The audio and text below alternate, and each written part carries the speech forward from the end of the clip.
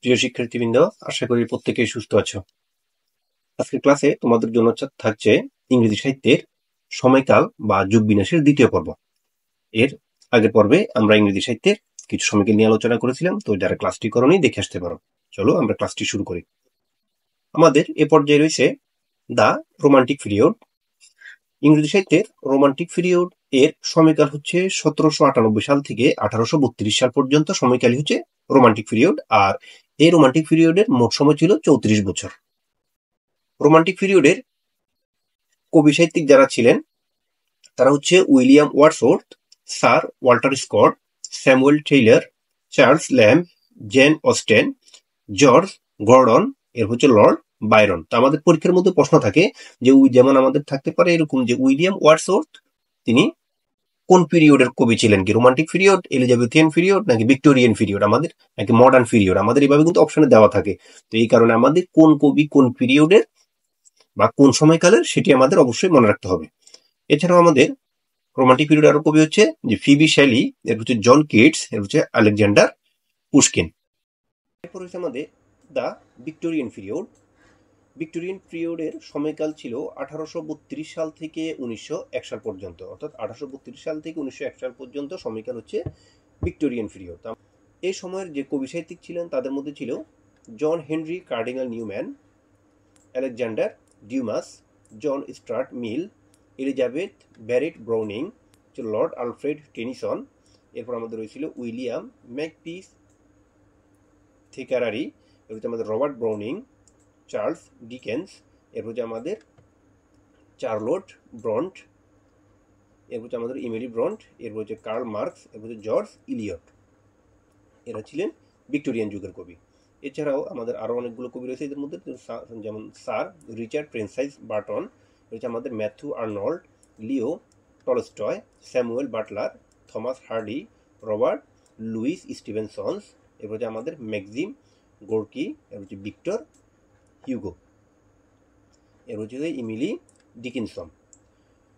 এরপর হচ্ছে আমাদের মডার্ন পিরিয়ড। মডার্ন পিরিয়ডের সময়কাল হচ্ছে 1901 সাল থেকে 1939 সাল পর্যন্ত। তো মডার্ন পিরিয়ডের এই পর্যায়কে আবার তিনটি ভাগে ভাগ করা হয়েছে। এর মধ্যে প্রথমটি রয়েছে দ্য এডওয়ার্ডিয়ান পিরিয়ড, যেটি 1901 থেকে 1910 সাল পর্যন্ত। আর এই সময়ের যে কবি সাহিত্যিক ছিলেন তাদের মধ্যে ছিল জুলিস বার্ন, এর হচ্ছে হেনরি ইপসেন্স, এর হচ্ছে হেনরি জেমস, এর হচ্ছে রবার্ট ব্রিজেস।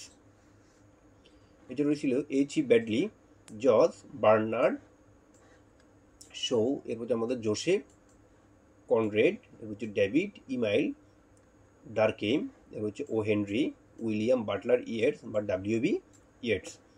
এর হচ্ছে আমাদের রয়েছে এইচ.জি. ওয়েলস, এর হচ্ছে জন মিলিংটন সিনেজ বা সিঞ্জ, জন মিলিংটন সিঞ্জ।